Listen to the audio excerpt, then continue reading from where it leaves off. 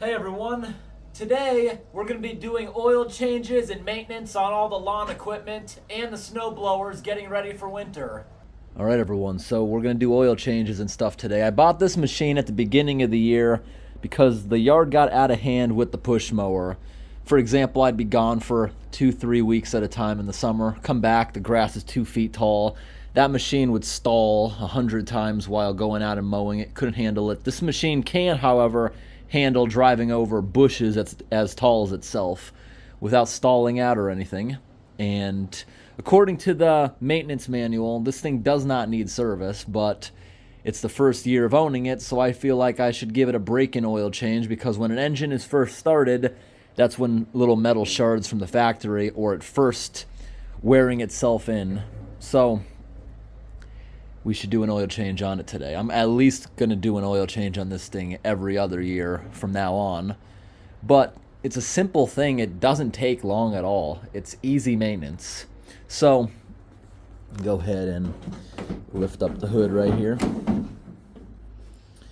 And the battery, when we're completely done with this machine for the year, I'm probably going to use it again in a couple of weeks just to do cleanup around the yard, like leaf cleanup.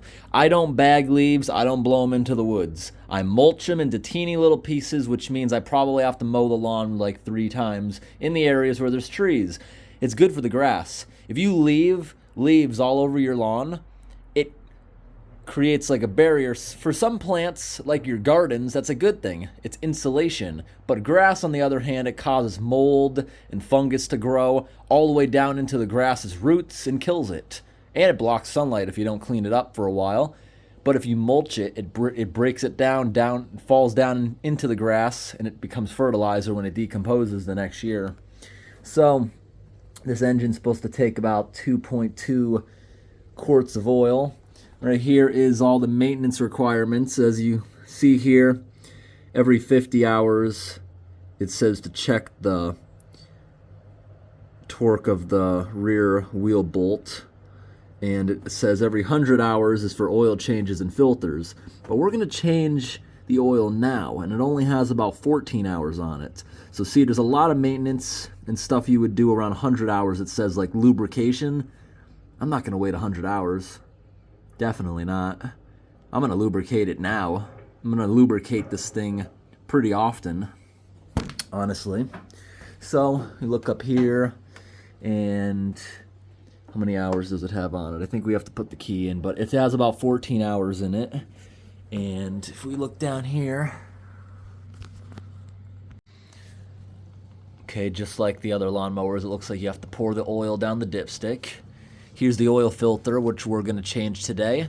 I ordered some actual John Deere ones on Amazon. I guess we will have them in the future, but in the meantime, I bought this filter here from Walmart because I want to do the oil change today. I used a cross-reference website on the internet, which means they'll show you other model numbers that will fit and work on the same machine without it actually being a genuine John Deere part. This is the oil we're going to use today in the lawnmower. I bought 2 containers, 10 quarts. This should be enough for the snow blowers and all the other lawnmowers I want to do oil changes on today. Back over here, this is how you drain the oil. You turn this here, but from the factory, and I've tried to tighten it up a bunch of times just by hand. I want to snug this thing up pretty good and check the gasket when the oil's out of here, because for some reason it has a slow oil leak. So slow that you don't even see it going down in the dipstick, but still, new machine shouldn't be leaking like that onto its frame.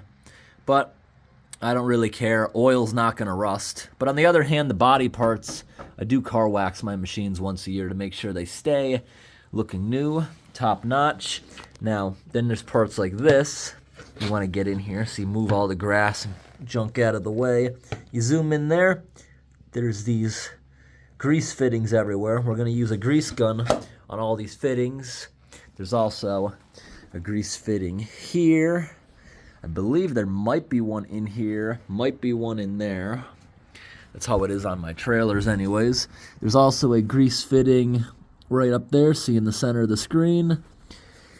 This machine has 3 blades. There's one for every single blade. I think that's it. And as far as fuel on all my machines, lawnmowers, snowblowers, they sit for half the year not being used. And what happens when you have a carburetor is the fuel sits in it, evaporates, and it leaves this nasty stuff behind from the ethanol in the fuel. So I would recommend find a gas station that sells ethanol-free fuel. It costs a little more, but how much are you possibly using in your lawnmowers, which you probably only start once or twice a month? Well, in my situation, if you live in an HOA, they're going to make you mow your lawn probably every week, but still, it's not a lot of fuel. This thing to do my property probably takes me 2 hours max, a little less. It uses about 1.5 gallons of fuel. This, on the other hand, I can mow my yard with maybe 1/2 gallon of fuel, but it would take forever. It doesn't take much. So buy the good fuel for your machines and they'll last a lot longer and they won't have carburetor issues in the future. We're also going to change the oil in this one. This one, you just have a oil pan like this. You take the cap off it for the oil and you flip it upside down. If you have an older lawnmower, I say early 2000s, 90s or before, there's going to be a little drain plug underneath it. But before you work on it, always remove the spark plug in case you hit the blade with your hand. It could potentially fire the spark plug and cut your hand off. It's a very rare occurrence, but you can start lawnmowers apparently like an old-fashioned airplane just by turning the blades. All right, into my shed. Now, we had a big frost last night. It knocked the majority of leaves out of the trees. There's still some. So today I'm going to mow the lawn, and that'll get the engine in the lawnmower nice and hot. We're going to change the oil filter, fill it back up with oil, mow the lawn a second time, get it looking nice and pristine. Then I'm going to wait like a week, mow it again, because I think all the leaves will be down next week. We have a chance of snow in the forecast too, which will definitely take down the leaves, but this time of year it'll melt. Then, when I'm done with the lawnmower indefinitely for the year, I'll remove its battery. I'm going to put this in the garage because I don't have space for both machines. The lawnmower will be parked in a box trailer that I have over in the woods. So today we're going to change the oil in this snowblower. That one over there, I don't think we're going to change the oil. It has brand new oil from 2 years ago, but I really don't use it. I just start it once a year to make sure it's still operating because I would like to fix that old one someday. That old 80s one actually runs better than the new one. It just has a governor issue that I don't know how to fix and don't have the time to get into a complicated project. I'm sure I could figure out how to do it. I've done valve jobs, timing jobs on that to stop it from overheating, and I was successful, but it took a lot of time. So, in the time being, it's just going to sit here with its flat tires until I someday get the motivation to fix it or sell it. But I'm going to pull that old one out of here too and just start it for a little while. Same with this one, but first I got to move some aquariums and junk out of the way. I'm probably going to end up selling all these aquariums, honestly, at some point, because they're just in my way at the moment. So yeah, it's best to let machines run for a while. It stirs up all the grit in the bottom of the oil pan, gets it up in the oil so you can drain it out, all the contaminants. I change my engine oil when it's pretty hot. Some people let it cool down a little bit, but I feel like if you let it cool down for an hour, it's going to just settle back down. Also, I have a question for people in my comments. This machine I got from my dad years ago, it still works great. Should I try to figure out what kind of lubricant it uses in here? Should I change the oil in this air compressor? Because it has a drain plug and a fill plug. I just have no idea what it would use. And over here is my small generator. Anyone may have seen, I got a really big generator recently that is 10,000 watts. This one, at the moment, I'm not even sure how many watts. I think I'd have to look at its alternator on the other side. This had an oil change also about 2 years ago, but I don't use it. I just start it once a year for like a half an hour just to make sure it works, make sure nothing locks up.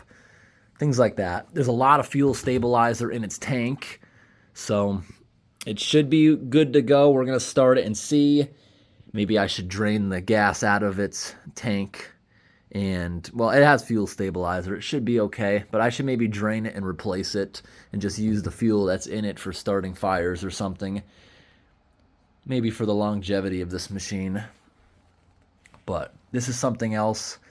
It's good to have a small generator for small emergencies working off-grid, but I also got the big one in case of a power outage. But this little one's kind of nifty to have. I got this at a yard sale years ago, and the same issue I was talking about as far as ethanol in your fuel. The old owner, I don't think they started it for 10 years. The gasoline was dark brown and it looked like turpentine. It didn't smell like gas. That's why it wouldn't start. The person at the tag sale told me the more times you pull it and it doesn't start, the cheaper the price gets. And yeah, I got it for like half what they were asking because no one could get it to start. It's because the fuel, you were basically trying to start it with diesel fuel. Yeah, it got that thick. The fuel wasn't flammable anymore.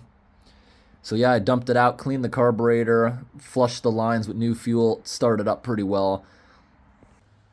Somebody in a recent video said, I like how you tuck your pants in so they don't get sucked into the lawnmower blades. Well, if your feet are here, there's no way you're really going to get it in there. And this machine, you can't get off it with the blades moving. If you shut the blades off, it'll let you get off it and leave it running. But no, I just do that because I feel like my pants flapping around actually keeps untying my shoes. I've done that for years for that reason. Oh, it's also getting cold out. Got to make sure I put the pressure washer in the house so no water freezes on the insides. And over here, chainsaws don't require oil changes because they have two-stroke. But they do, however, every now and then, you're going to want to drain out the fuel and replace it because it can go bad. These smaller chainsaws I haven't used in 2 years. They're just backups. I use this one all the time. That's my good chainsaw there. Starts every time, super duper sharp. And every time you use a chainsaw, you should go around just 5 minutes of your time with a file. Couple strokes on every single blade. Keeps it sharp and ready to go. Alright, so we're going to start this thing up now. And we're going to mow the lawn for maybe 2 hours. Bring it back here, give it an oil change, and then maybe mow the lawn again. But we got a lot of oil changes we got to do today on these machines. It'll make them last a lot longer. Reduces wear and tear. So let's start this thing up now.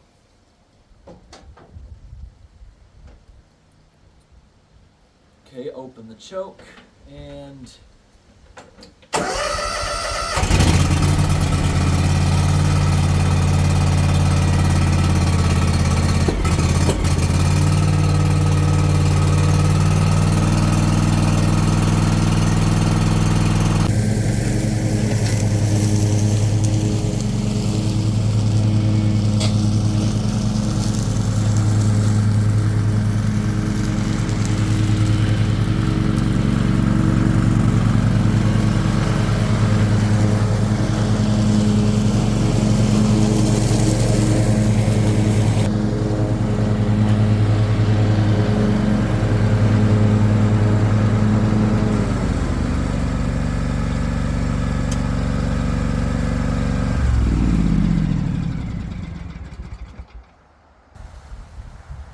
this is a good place to change the oil.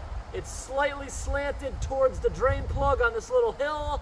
After reading a bunch of comments about that website, that cross-reference website, so I'm not going to take the risk with this. All the comments, some say it'll work, some say of course it'll fit on there, of course it'll do something, but the thing is this oil filter might not be made for the same type of engine pressure.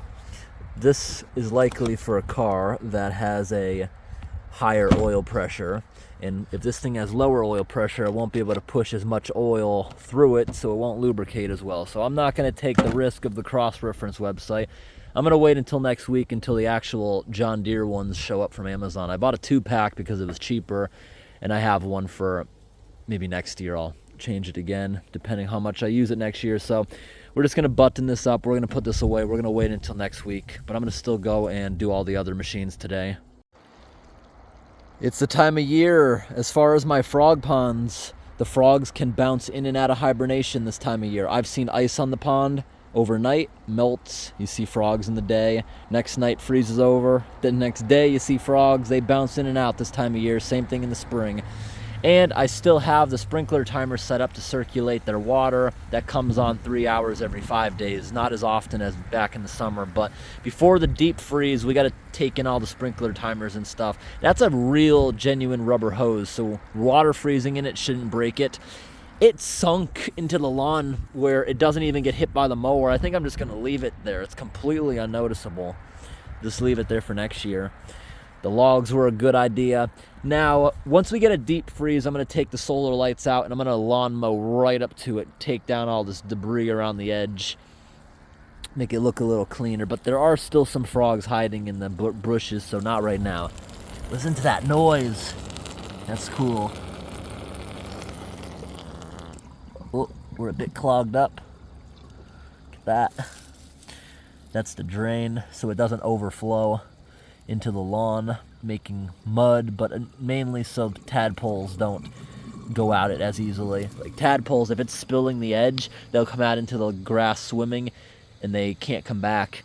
But tadpoles know better than to follow the current, it seems like. The slime was really good this year. The frogs love this pond so much. And we got to put in all the solar fountains. The solar air compressor makes bubbles there, makes the water cleaner. Got to take that in. Got to take in the 2 solar panels. I got to take in my little pump. I'm leaving the big pump down in the bottom of the pond because this shouldn't freeze down that deep in the winter. So I think we're going to leave the giant pump down there. We're just going to take in its panels so it can't try to run and send water through a frozen hose. And here's where the water comes out. The frogs like using these, oh, there was a frog and there's another frog. The frogs like using these glass bricks. But we got to take those out of the water because when this freezes, it'll expand into those and break them. We can just put them up on the edge. They shouldn't break by the elements. They're made to be out in buildings. Those were cool decorations from the free side of the road piles over the summer.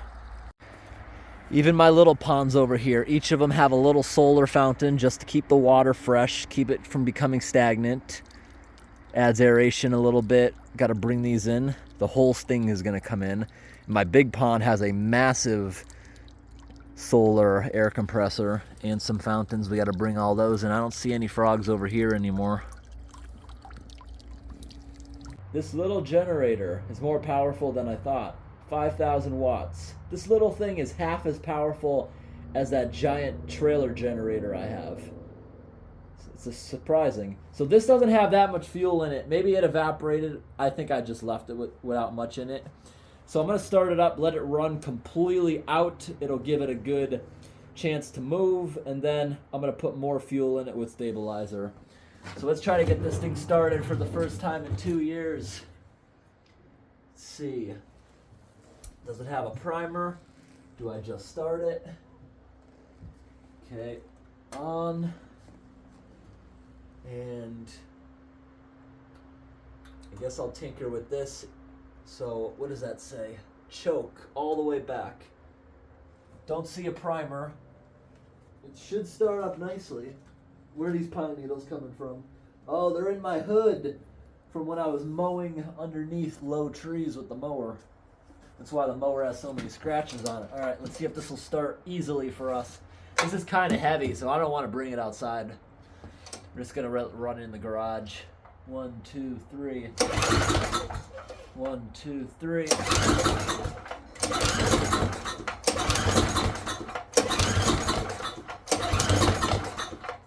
I'm guessing the fuel probably went to garbage, so that's probably what it is. Because I can smell fumes going all the way through the exhaust pipe. Let's try it not on choke.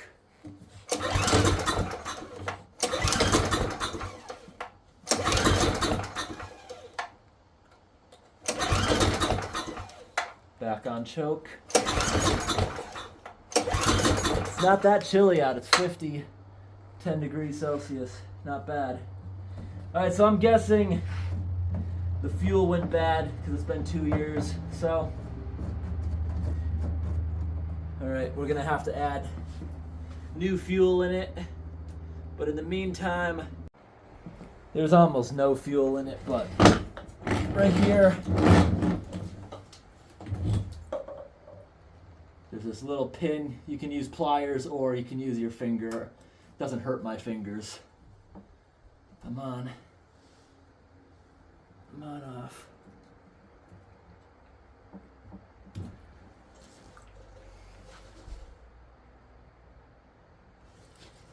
Yeah, it doesn't smell maybe as strong as it should. But you see there was barely any fuel in the tank. Let's open the cap. Maybe it'll flow faster. Yeah. I remember putting fuel in this thing and it basically evaporated. But that's why I use ethanol free. It doesn't leave a residue behind that would destroy it. So, basically nothing came out of it, but now we're gonna put this back together, put new fuel in it, and I think it'll start right up with new fuel. And we're gonna try parking it this time without anything in it. I'm gonna put maybe half a gallon in it, let it completely burn itself out, then we'll put it back away. Alright everyone, I just went to the gas station, got some more gas. Let's try this again. We'll put maybe a quarter gallon or something in it. Now anytime I go to the gas station and get some ethanol-free fuel, keep in mind that the fuel from the gas station, whoever used it before you likely is not buying ethanol-free, and there's probably a half a gallon of ethanol fuel in that hose, since here in America all the octane levels use the same hose. I know other countries, some countries have a different nozzle for every fuel. I don't know why we don't do that, but yeah, I purge about a gallon of it into my vehicle before I attempt to film this. Alright, let's try this again. Unchoke.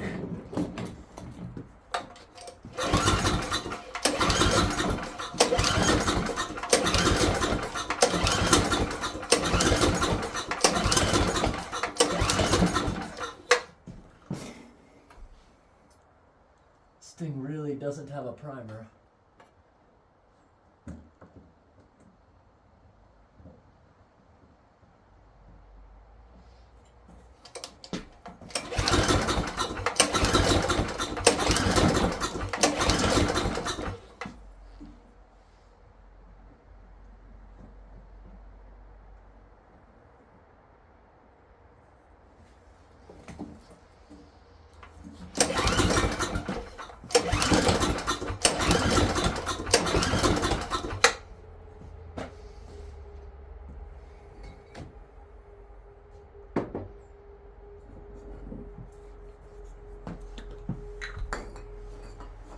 Alright, starting fluid time.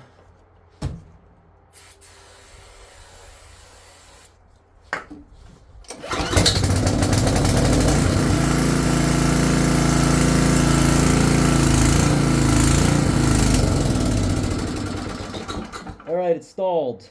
It's somehow not getting fuel. It was only running on the starting fluid. So, it's a carburetor issue. Why is fuel not getting there?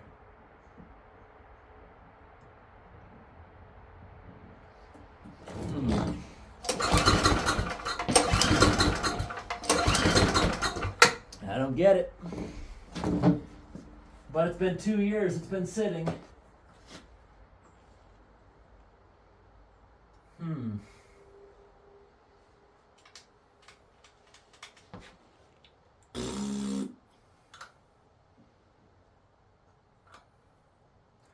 Don't need the choke anymore because now it's hot, but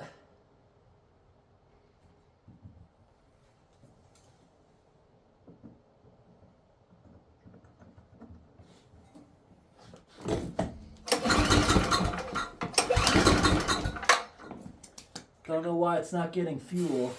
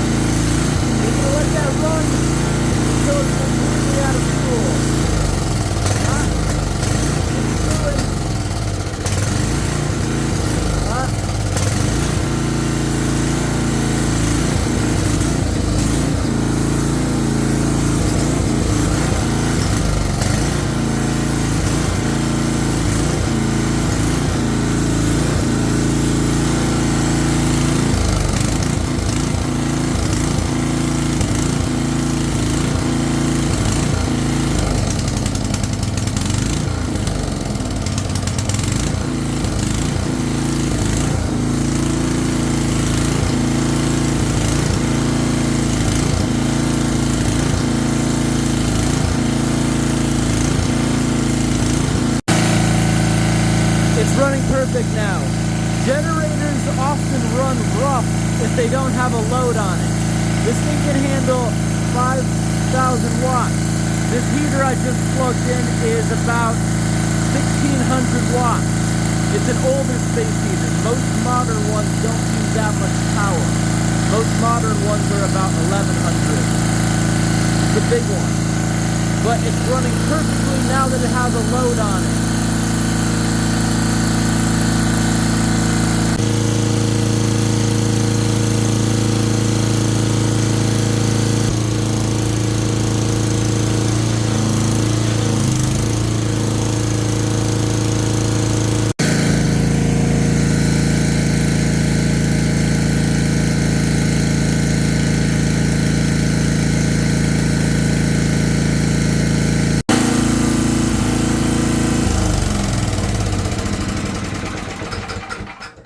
That went for a lot longer than I thought it would.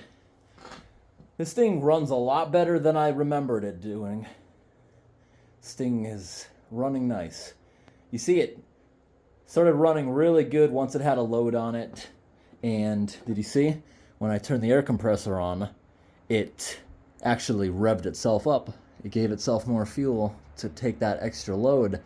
Both of those items together combined didn't even get to like half of this thing's capacity. Can't wait for the weekend, or I mean the really cold winter. In the winter, I'm going to bring every space heater I own to the truck camp, and we're going to bring that really big generator, and we're going to have a space heater party, because it's actually good for the well-being of the generator to put a massive load on it sometimes. So we're going to do that in the winter for beneficial reasons of the generator, not just having fun. Although that'd be kind of cool having like 20 space heaters running to try to max that thing out. All right, earplugs back on. Anytime you use a air compressor, it creates condensation. And when I inherited that from my dad, it had an inch of water in it. These things will rust from the inside out. You'll never even know. And when you go ahead and pressurize it, it'll explode. There's a little drain at the bottom of it. You should always open and leave open when you're not using it. Here we go.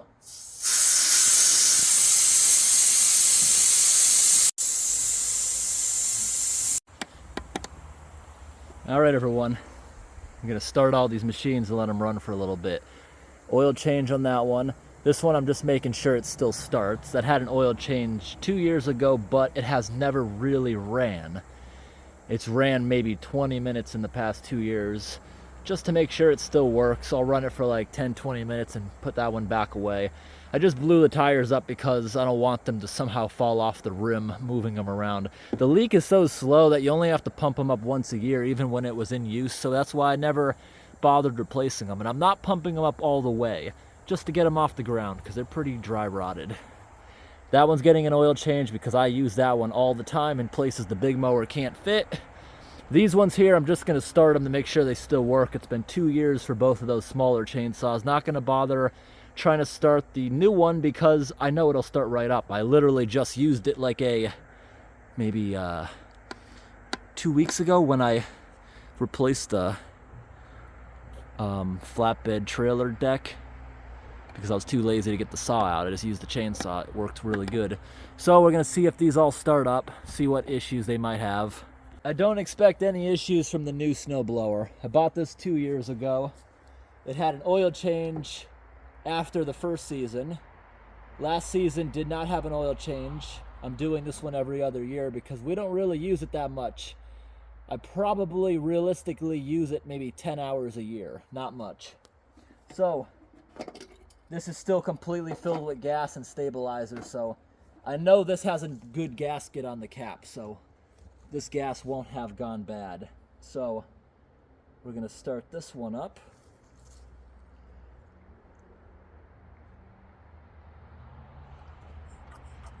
Priming it. Oop. Now this has an electric start, but I'm just going to use the hand pull because I don't have power out here. All right, am I forgetting anything? Am I rusty with this machine?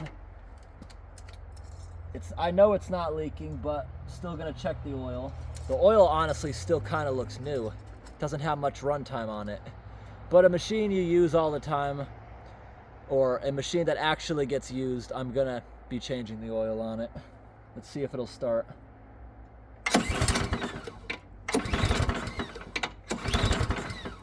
Am I forgetting anything? Yes, I am. 1, 2, 3. Starts right up, runs beautifully. I didn't even have to pull it that hard. It's not an old machine.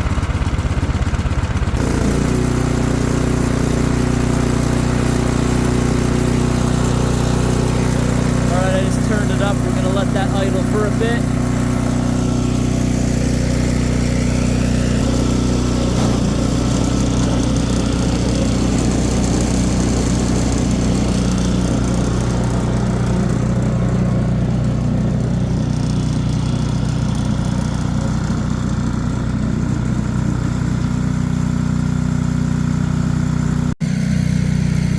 This old one, bone dry the gas tank. Just gonna put a little bit of fuel in it to get it to run a few minutes.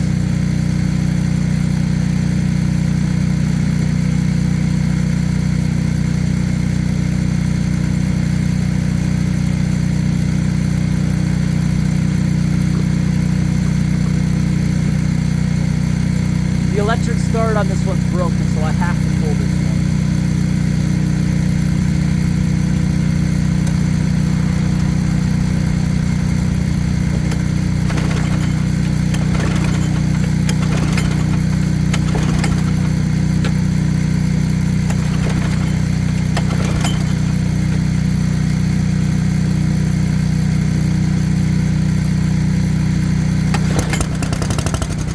Well, that's a good sign.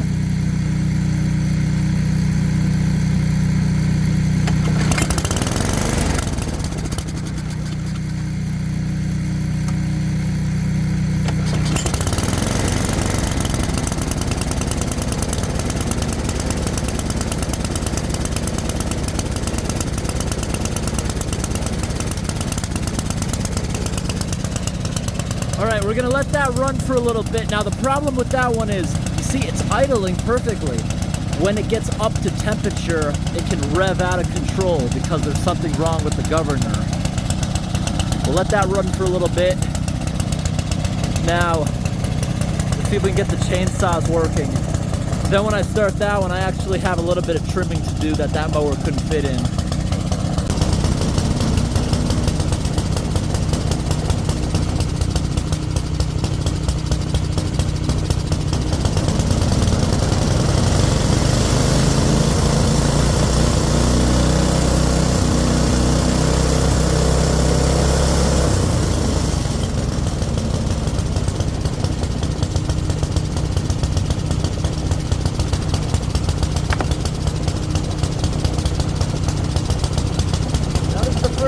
I ever got. This was given to me by my uncle when I got this property. Let's see. Ah, wow, I remember this. Oh, you need a tool to open that. But it's okay, we're not going to be cutting with it. The oil doesn't really matter. Oh, but I can't even get the gas open. I got to go get a tool.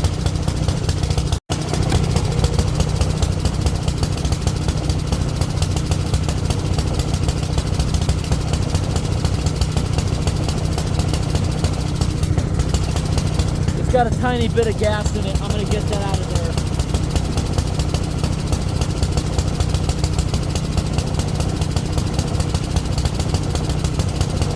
It's basically nothing. Now, you got to use 2-stroke gas for this. This type of engine doesn't use oil. You mix the oil in with the fuel. Regular gasoline will destroy it.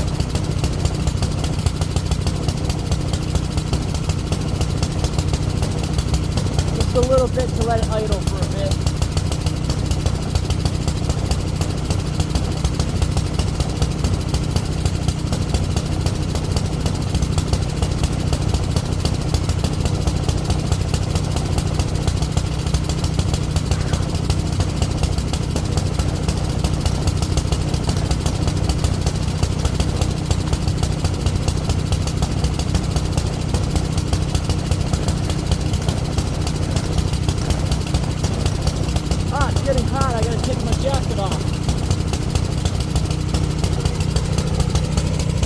All right, we're gonna see how hard that is to start.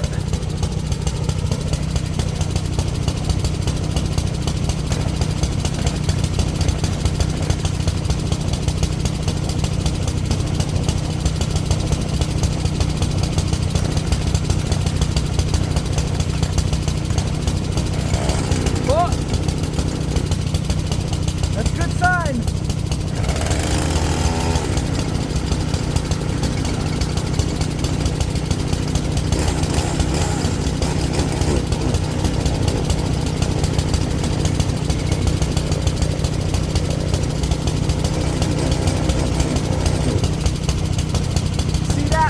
Accelerator, it stalls. It's still running on the old gas, but that should improve. Let's get it going again. Oh, no, don't stall. No. Come on.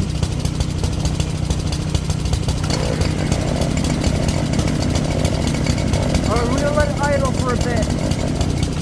Ah, it stopped again.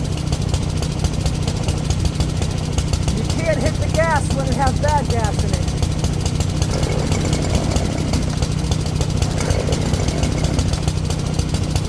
This is why I bought a good chainsaw. I was tired of this when I was cutting a lot of trees. Not even getting anything. It's stalling.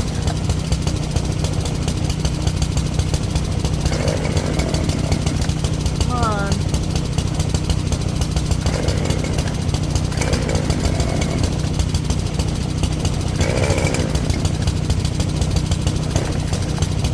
If I remember correctly, even when it was a little bit warm, every time starting, the choke would help. It's coming back to me. We had to do this for like 20 minutes every single time using it.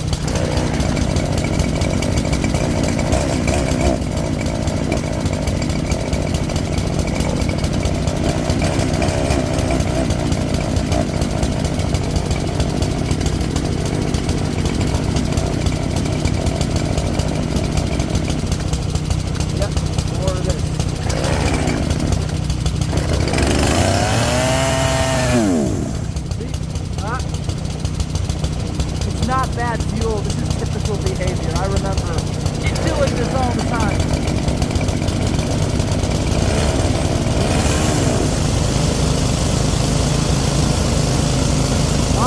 The Snowblower must be warmed up. Out of control.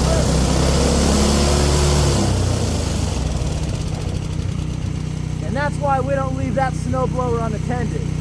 The governor does that. You see, I was here. Video's not cut at all. It revs out of control, and that was a bad rev. It's gonna end up breaking our rod. Well, it's done for the year. I'm gonna try to idle it again just to get it back in the shed, because that beast right there is almost 400 pounds. I can get it out of the shed down the ramp, but I have trouble getting it back up unless I run with it a bit. And the other one can just stay there idling.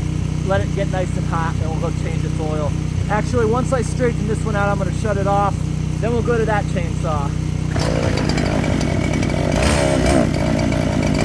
Just want to see this run nice before I put it away.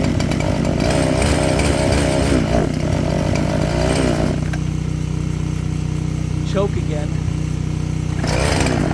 Seems to help this one.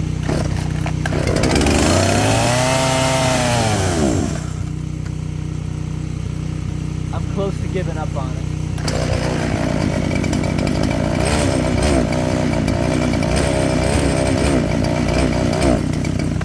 This was a good chainsaw. It helped me for years, honestly.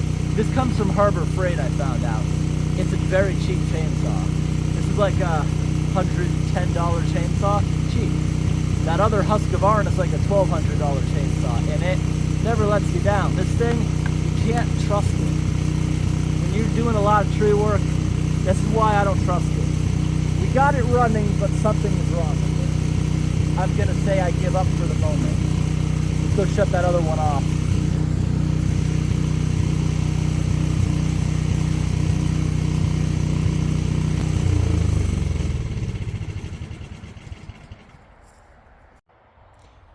Now I don't have to yell over the machines. We'll let that old snowblower cool down a bit, then it won't rev out of control and I can put it away on an idle speed just so it can drive itself. In like 10 minutes we'll do an oil change on that snowblower. Now let's see if we can get the Craftsman to be able to start up. Now this is not one of the old Craftsman, this is a newer Craftsman, but it did good for years. I actually got this at a tag sale for 50 bucks and it was brand new. The guy had never used it, still original packaging and everything. So this one is a bit better of a chainsaw and I think this one will start nicely. It has fuel in it, but where did my cup go? Because I don't trust it. It's right here. Now this one has a good amount of gas in it, so this will go into our waste oil bins later on. And we can use that as fuel at some point, along with all the motor oils. Just give it a little fuel, because I'm not going to be using it. I just want to make sure it works in case I have to use them all at once. For example, if there's a big job, I got to give other people chainsaws.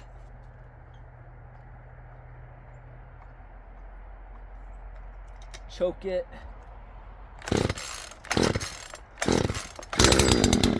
That's a good sign. Take the choke off.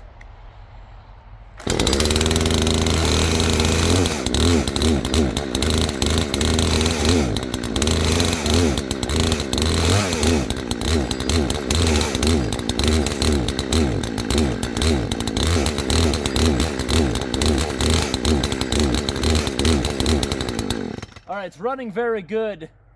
The chain feels a bit tight. It is oily, it is lubricating. How much oil have we got in it? Not much, but there's still like a quarter in there. Start it back up.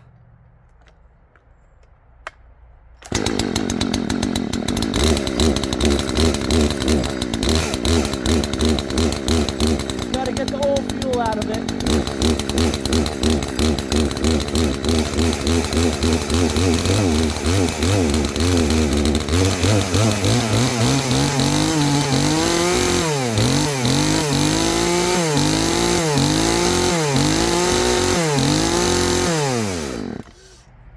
Alright, this one's reliable. We can trust this one. This is a good chainsaw.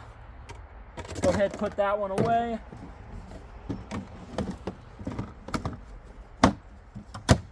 This other one's unreliable. It's honestly been unreliable since I got it, but it did help me a lot. And if you tinker with it long enough, you can get it to work. You just have to get it heated up somehow, and the issues seem to stop. The filter's not dirty, no. The carburetor's not dirty, no. I have cleaned all those back when I was dealing with this thing's issues, and we'll try it one more time.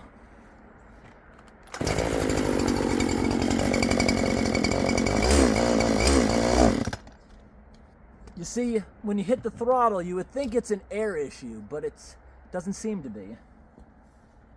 But this will be something to tinker with when I'm bored in the future.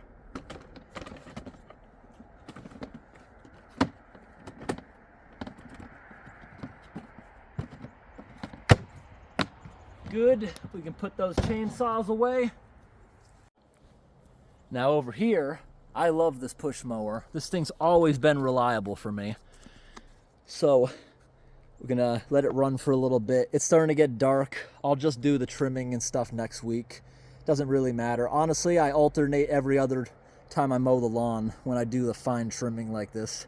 This is just to go close to things, between things. And this time of year, the grass isn't really growing. It's more leaf cleanup than anything else, so can't even tell what I didn't mow. We'll let it run for like at least 10 minutes before an oil change. This one should have gas in it. I used it about a week ago. Yeah, it's full of gas.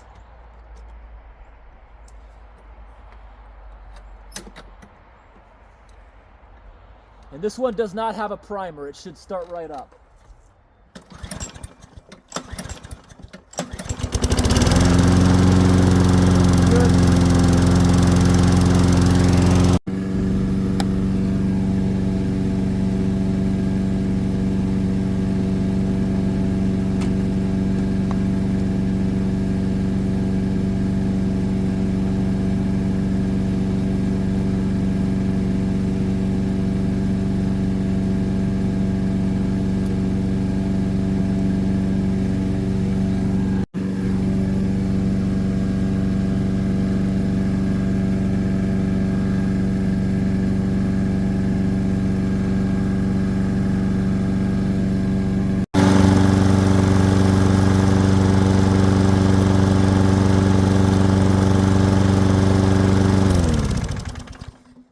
let that one cool off for a little bit. Now let's go fill the oil back up in the snowblower, start it up, go park it back in the shed, because for another couple weeks I'm not ready to do the changeover where it has the garage space that this thing currently takes up.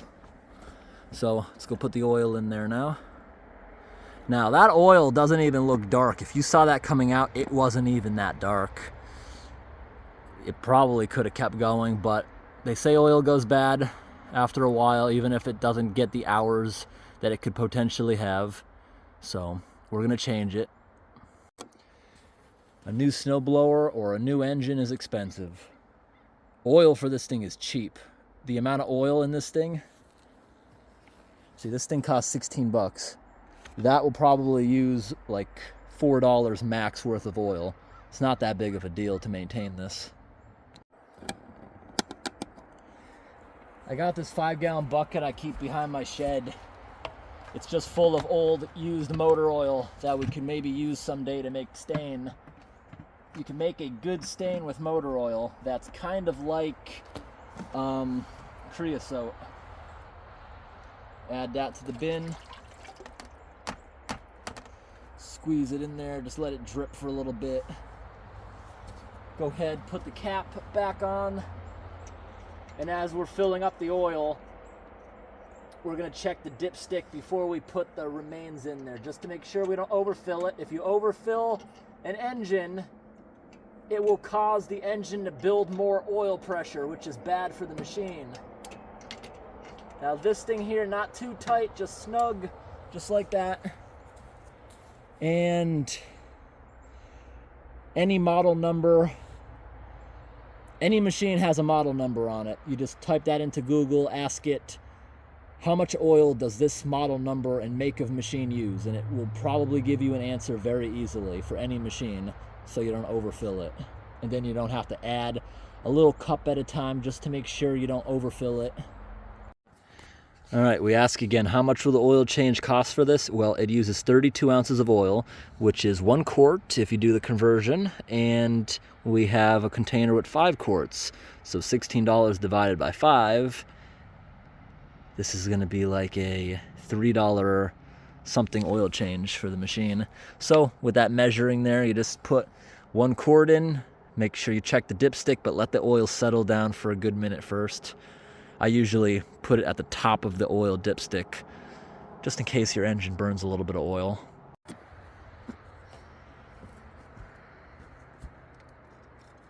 All right, take the dipstick out.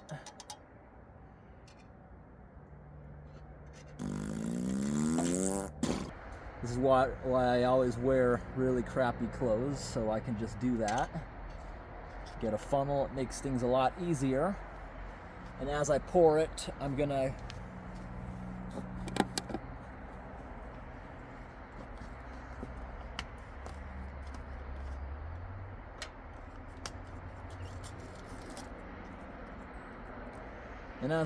I'm just gonna keep looking at the level on the side until it goes down to the number 4 line.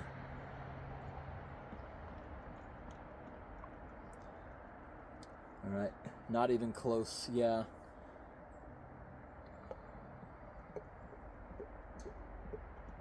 All right, check it again. Getting close.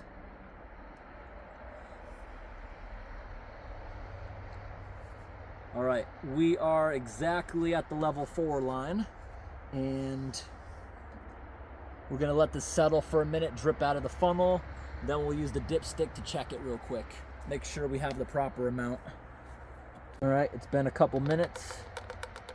The funnel still had a couple drips there on the end of it. Go ahead, put that over so it can drip into our oil bucket. Put this all the way down. Turn it, pull it back out, check the level, and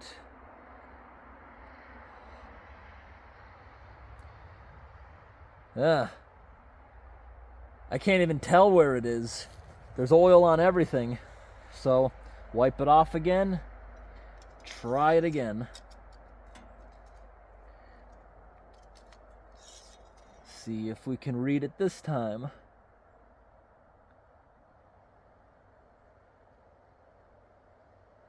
Same thing. I can't see it. Try it again.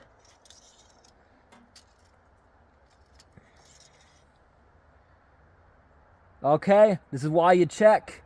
To me, it looks like it's not even to the bottom yet.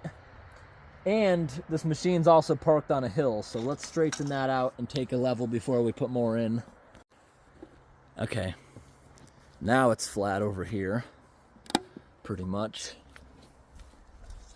We're gonna try again.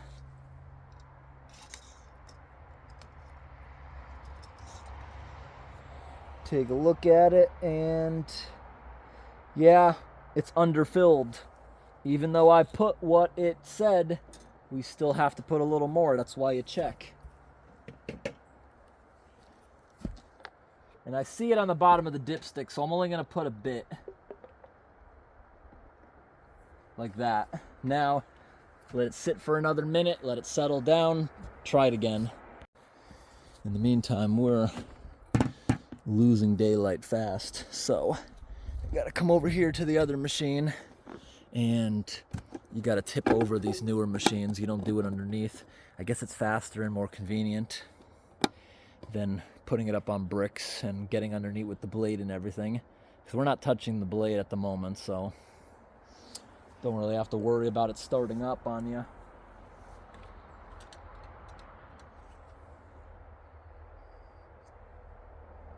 Okay, put this in a place where it's not going to get all dirty, and flip. The oil in that looks nasty.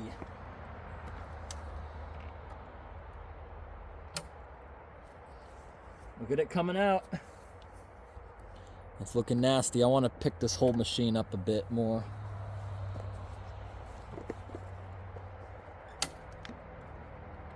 I'm not really increasing flow at all. We'll just let it sit on its side for a good 10 minutes while I go work on the other machine more. Okay, back to the funnel. Let's go put it over here, not on the ground. See if we're at the right level now.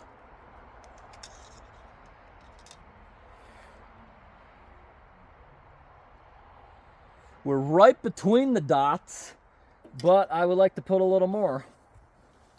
I want it to be close to the top, just in case the engine ever burns oil.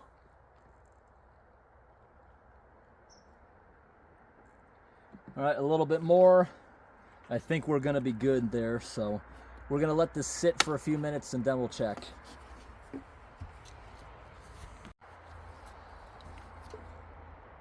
Okay, I'm back.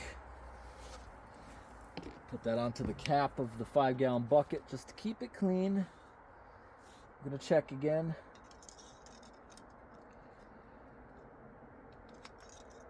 Okay. I can't read that. Too much oil on the walls of where the dipstick's going. That's why if you wait a long time, you won't have this issue. Like, once again, okay, it looks to be perfect, but I just want to confirm that because there's a lot of oil that it's kind of smudging on this. So, okay, we're slightly below the max fill line, so we're perfect. Okay, I'm going to start it back up, drive it back to the shed, then we'll fill up the little lawnmower, and then we'll be done outside, trying to beat the darkness. Okay, let's try to start this thing up now.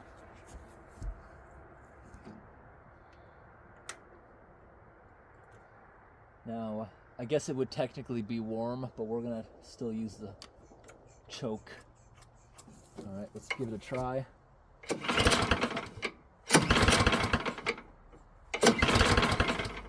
Am I doing something wrong? Give it a little bit of throttle.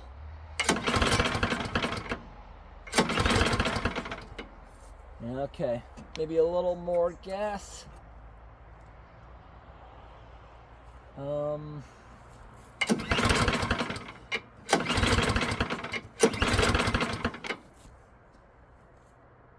Put it to run. Maybe it doesn't need the choke. That might be why it's not starting.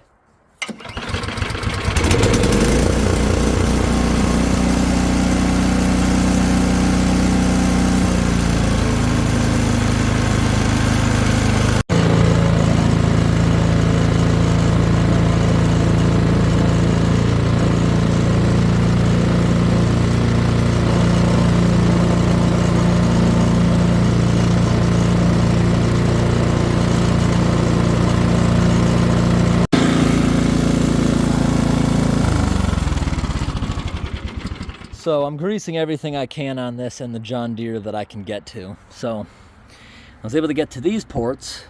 Now I thought that I'd buy this one that's all metal because it's higher quality, but honestly I regret not getting the cheap grease gun, and here's why.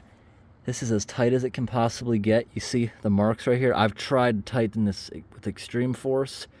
Still has these stupid leaks on it. And also, I wish I had the one that was bendy like a hose, because there becomes the issue when you find something like this. You got to take the tire off it. So I think I should get a grease gun that actually has a little hose that I'd be able to snap in there without having to remove the wheel. This one's been dripping a while, so lift it up. This one's supposed to use 0.6 quarts, a little more than a half. Go ahead, take this, walk over here. Once again, just cram it down in here.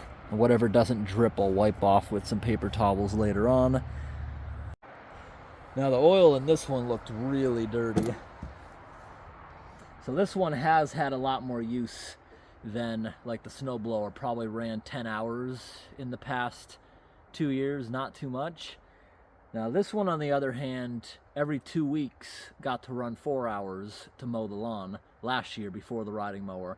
This year, this thing maybe only runs a half an hour every couple weeks, so not too much, but that oil looked dirty though, very dirty. But this thing has been under a lot of stress too, going mulching leaves, grass, bogging it down, stalling it. So, give it an oil change. So now we gotta put half of quart in. Gotta be careful to not overfill it. This is a small engine.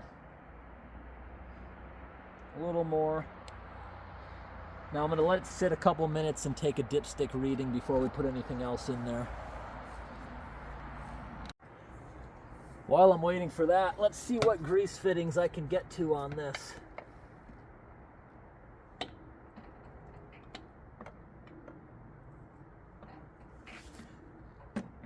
All right, we're on.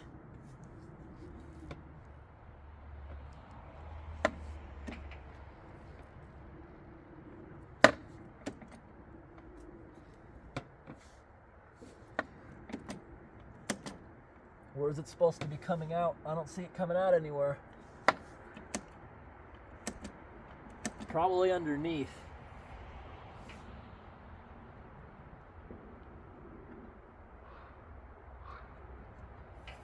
I don't feel grease underneath. It's taking a lot. Wow. Still gonna feel underneath. Oh, yeah, there we go. It's coming out a lot. Now there's one of those for each blade. Okay, found the other one. Pump grease into it. Can I get to it?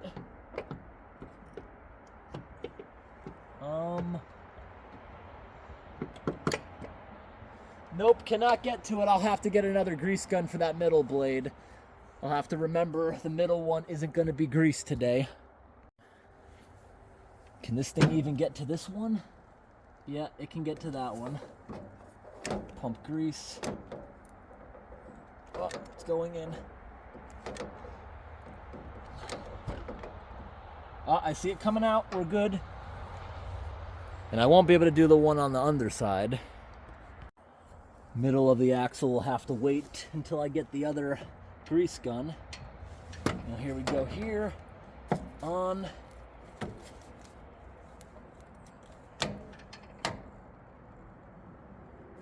This one's real hard to pump. All right, it's coming out. Good. Now what about right here? Doing right now, I found it.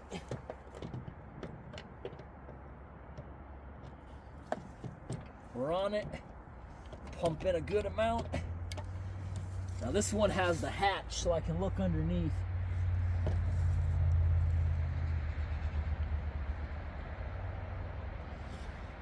Nope, not coming out yet. More. How about now?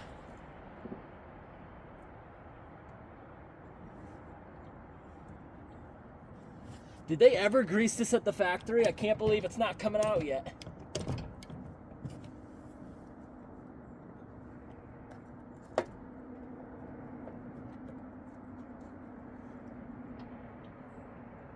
Wow, nothing yet. That's a lot of grease. There we go. Now it's coming out in full force. Good. And the other points I'm going to have to go back to with a different grease gun. Yeah. Maybe I can get to the middle one now from this side. Maybe. Ow, ow, ow, my knee. Maybe.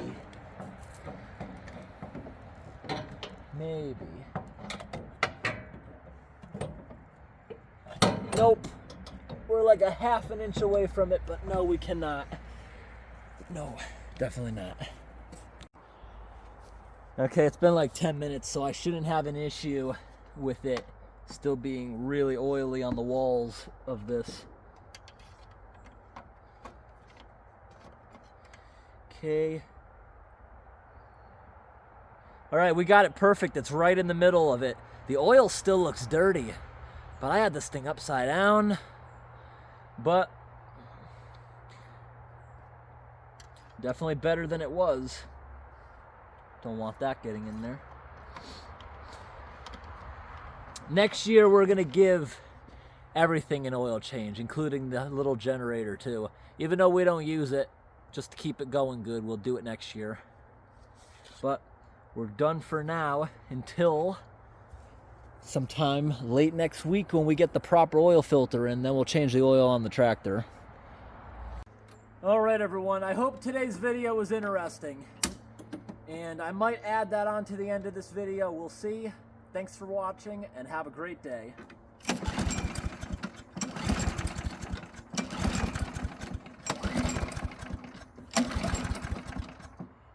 I think the carburetor might be flooded because it was on its side. Oh, there we go. I heard it.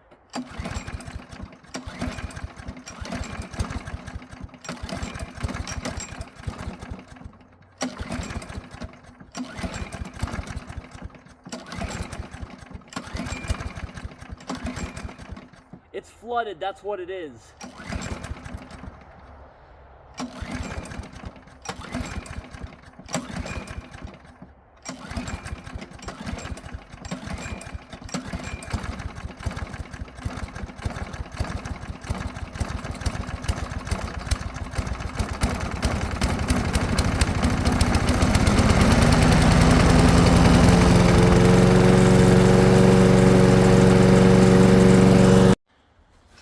Alright everyone, it's been about a week. Finally got the correct oil filters in the mail. One's an extra one for next year, and the one with the most junky box is the one we're going to use today. So it's been a week. We had some cold weather and almost all the leaves fell out of the trees. I think today will be the last day we really have to do anything. You see there's a couple trees, but they're out in the woods. Everything around the yard basically is empty, and I'm going to bring the machine around, mulch up a whole bunch of leaves. It'll probably only take me a half an hour because we're not actually cutting the grass. The grass doesn't really seem to be growing anymore. Then we'll do the oil change, start it back up, do a few more touch-ups. Then I'm going to put the mower away for the year, go put that back into storage. We're going to get the snowblower out before snow starts falling. We had snow falling for hours this past weekend. It didn't stick though. It wasn't cold enough. Now last night was our first deep freeze. It got down to about 28 degrees, 26 degrees, around there, or -2, -3 Celsius. That was our first deep freeze. That made a lot of stuff fall out of the trees. Tonight there's going to be a kind of a deep freeze. Not as cold, but still not just a frost. Then we have like a whole week. We're not going to get a single frost. It's actually going to be quite warm out again before winter hits, I guess. It's going to be a whole room temperature week next week. So I'm going to take advantage of that week and maybe try to go off into the wilderness and see if we can find any cool beaver activities.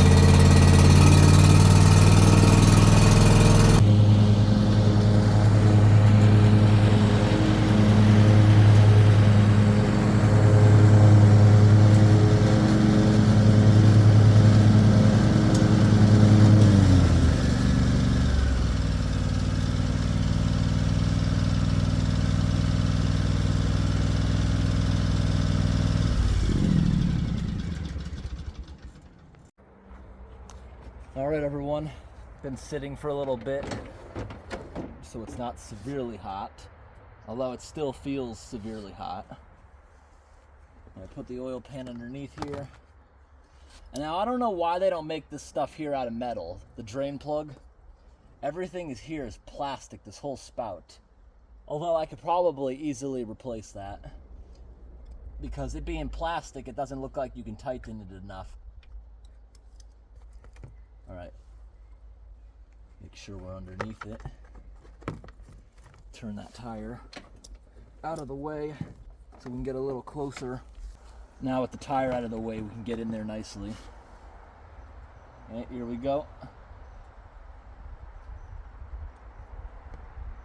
Yeah, that oil looks almost brand new.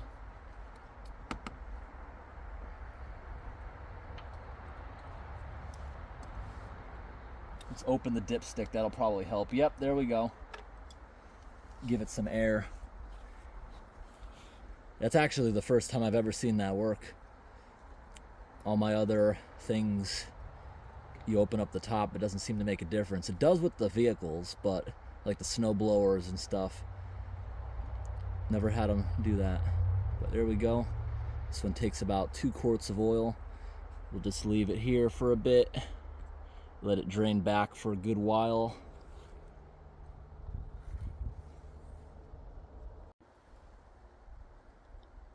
Almost done.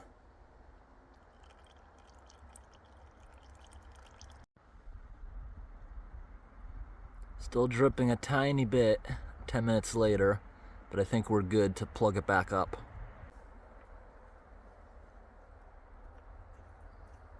I don't know why they couldn't have made this stuff out of good durable plastic. They really should have. Just want to tighten this up a teeny bit. Because it's plastic, I'm not going to go any further than that. But hopefully that little bit of tightening up there will get it to stop leaking. Because I can tell just today, when you heat the engine up, it makes the oil thinner.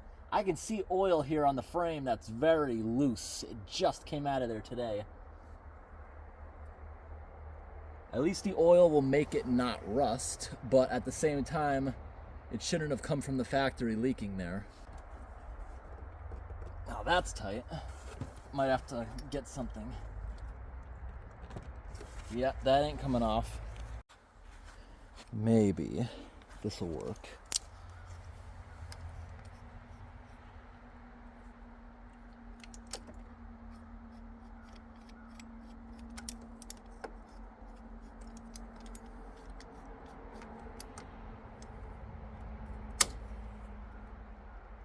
Yep, that's working. But I can only turn it a teeny bit at a time because of all the stuff in the way. It's denting it, but it don't matter. This is trash.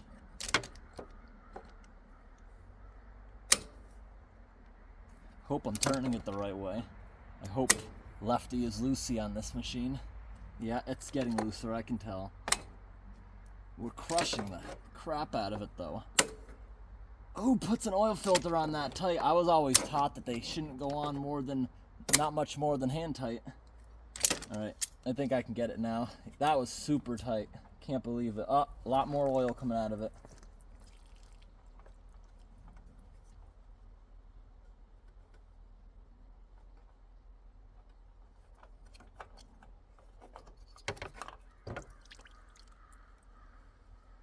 It's amazing how many warnings this thing has on it. Like, all kinds of engine parts on here have the warning hot. Well, it's an engine. Isn't that common sense? On my diesel generator, there's so many things. There's not a single warning on that. New things they just got to put so much stuff on them. I don't understand that. They make it too easy these days to be able to sue a company for stupidity.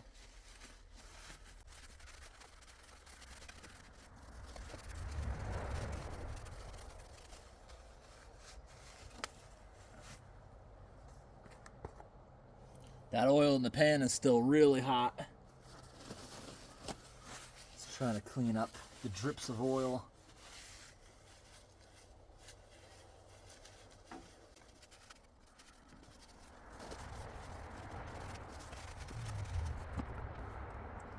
Alrighty, just made sure it was really clean around there. Now, you don't have to fill the oil filter up all the way, just a little bit. Put it around the gasket to help it seal, just like that. A little bit back there on the machine. Be careful you don't cut yourself because that's heavily machined metal right there, and it's got very sharp edges. So put this on, try to get the oil off my hand so I can get it nice and tight without using that vice grip.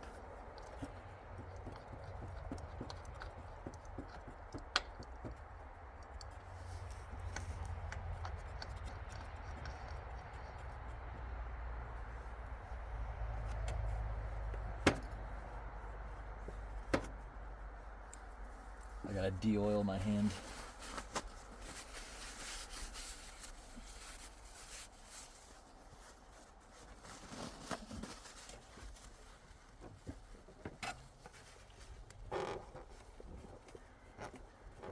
Still turning.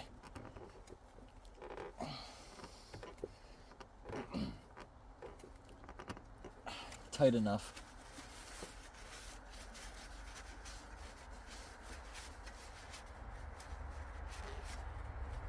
Good.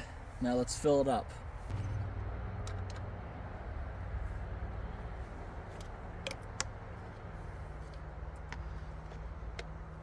We're gonna start off by putting 1.5 in there.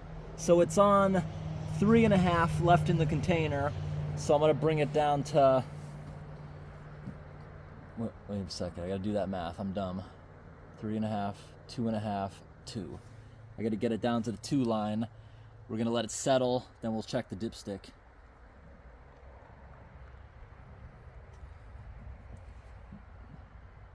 Still got a lot to go. A lot more oil than the other snow blowers and stuff. Almost down to the 2 line. All right, right at the 2 line. It's taking it slowly. All right, it just left the funnel. Now we're gonna let this sit for like 10 minutes, let it settle down so we don't get false readings with the dipstick rubbing on the oil that's in the walls of it. So.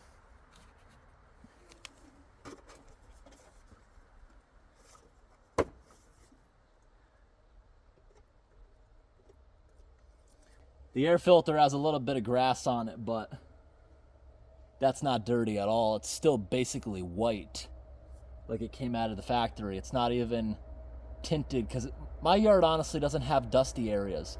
I've mowed people's yards with riding mowers in the past. You create a massive dust storm and you pull that thing out of there. It's like, it's unbelievable the machine was even running with it. But here, my yard doesn't have dusty areas at all. Grass actually grows pretty nice up here.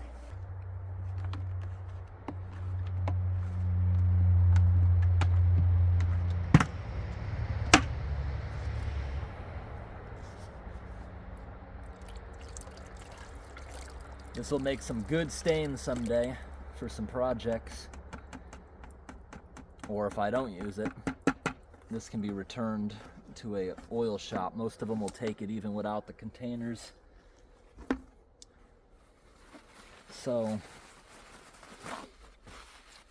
I watch videos on YouTube, and a lot of farmers will use old motor oil and stuff. They'll use it to preserve things like barns, fences, bottom of fence posts, just like creosote. And A lot of people in the comments are wondering, doesn't that make the building super flammable? It does, but eventually it dries up, just like when you stain your deck. Of course, if you just stained it, it's going to be super flammable for like that week. Now, motor oil takes a little bit longer to dry up, but if it's sunny and hot, it doesn't really take too long.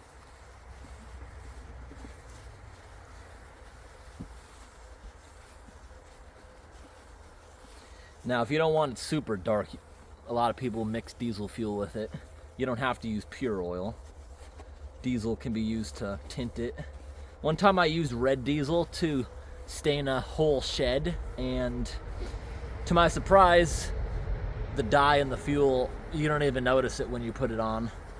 You can't notice it in the wood, it's just too little.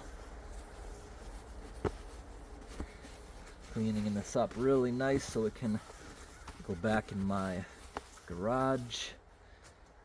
Now, wipe my hands off a teeny bit, a little bit more in there. These rags also are good fire starters. A little bit of spillage right there, clean that up. Good.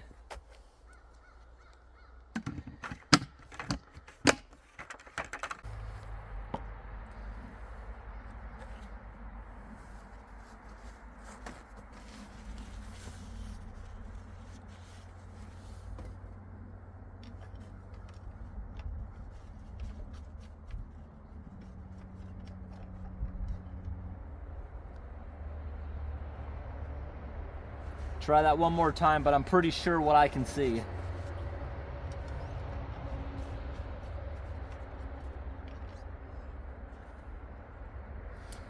All right, it's like halfway on the dipstick between add and full. So, knowing me, this is what I like to do. I like it to be just around the full line. So I'm gonna add just a little bit. We'll come back in another 10 minutes and check it, but I'm sure we are done now. I'm sure. Even if it's just a smidge below the full line, we're good. This is a new machine and it doesn't burn very much oil.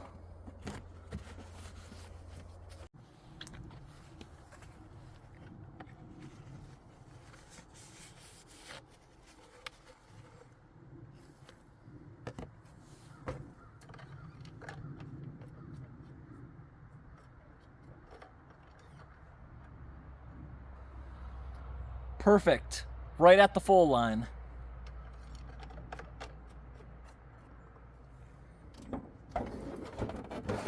Time to start it up and do some touch-ups around the yard.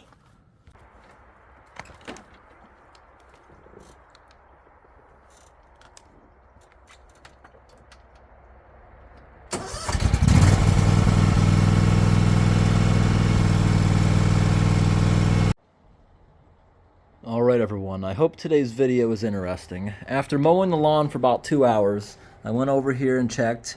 The oil leak has stopped, the oil filter's not leaking, everything's good now.